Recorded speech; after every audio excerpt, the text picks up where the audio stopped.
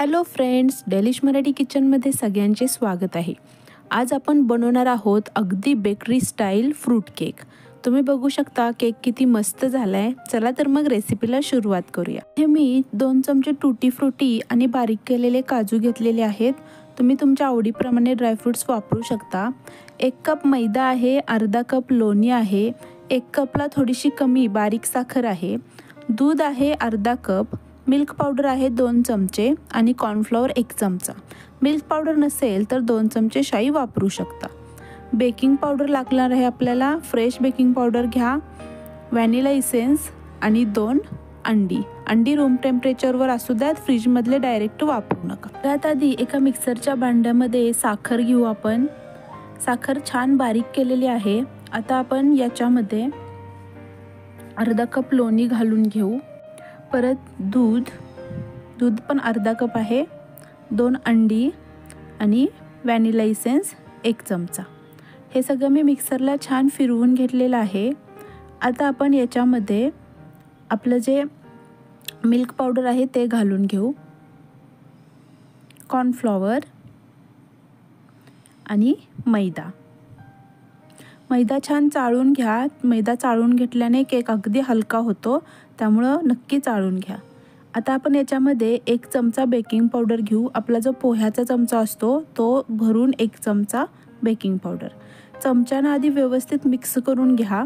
Direct जर तुम्ही हे मिक्सरला फिरवलं तर बेकिंग पावडर मैदा उडून सगळ्या भांड्याला कडेला लागू शकतं। ठीक आहे, छान आता आपण हे मिक्स केलेलं आहे आणि अगदी अर्धा सेकंदासाठी मिक्सरला आपण हे फिरवून घ्यायचं आहे।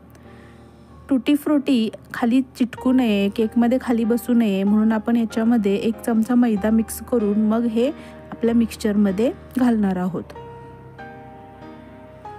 हलक्या हाताने आपण आता हे मिक्स करून घेऊ। तुम्ही बघू शकता पीठ लावल्यामुळं आपले हे टूटी फ्रूटी आणि ड्रायफ्रूट्स आहेत ते तळाला जाणार नाही। केक भाजण्यासाठी इथे मी साधा आपला स्टीलचा कुकरचा डब्बा घेतलेला आहे आणि याच्यामध्ये लोणी लावलेलं आहे आणि वरून मैदा भुरभरलेला आहे। यानं केक आपला चिटकणार नाही।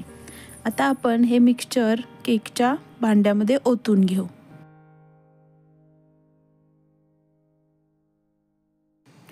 केक बेक करायला ठेवण्याआधी मी थोडेसे टूटी फ्रूटी आणि ड्रायफ्रूट्स हे बाजूला ठेवलेले होते ते आपण वरून घालून देऊ।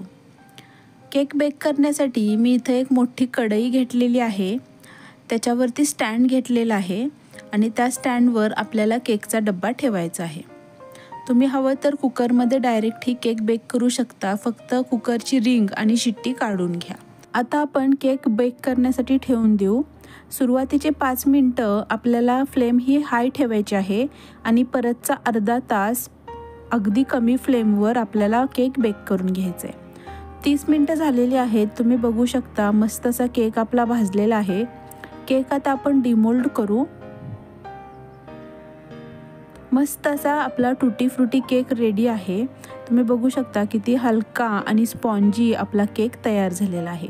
अवघ्या 5 मिनिटांमध्ये मिक्सरचं भांडं वापरल्यामुळे आपला केक खूप लवकर तयार होतो। याच्यामध्ये अंड फेटण्याची किंवा साखर लोणी फेटण्याची काही गरज नाही। बघू शकता किती हलका आपला केक झालेला आहे। मी तुम्हाला केक आता कट करून दाखवते। हा केक बनवायला तर सोपा आहेच, पण चवीलाही अप्रतिम लागतो। नक्की ट्राय करा। ठीक आहे, तुम्ही बघू शकता आतमध्ये किती मस्त जाळी तयार झालेली आहे। अगदी हलका आणि बेकरीत जसा मिळतो त्यापेक्षाही सुंदर आपण घरी केक तयार केलेला आहे। टूटी फ्रूटी व्यवस्थित मध्ये आलेली आहे, कुठं खाली तळाला चिकटलेली नाही आहे आपण पीठ लावल्यामुळं। मी तुम्हाला आणखी एक पीस कट करून दाखवते, तुमच्या लक्षात येईल की केक किती आपला स्पॉन्जी झालेला आहे। हा केक वापरून तुम्ही मस्त याच्यावर आयसिंग वगैरेही करू शकता। अगदी विकतचा जसा केक असतो तसाच चवीला केक लागेल। फ्रेंड्स, माझं चॅनल नवीन आहे, रेसिपी आवडली असेल तर प्लीज लाईक करा, शेअर करा, सबस्क्राईब करा। माझी ही केकची रेसिपी बघितल्याबद्दल थँक्यू सो मच।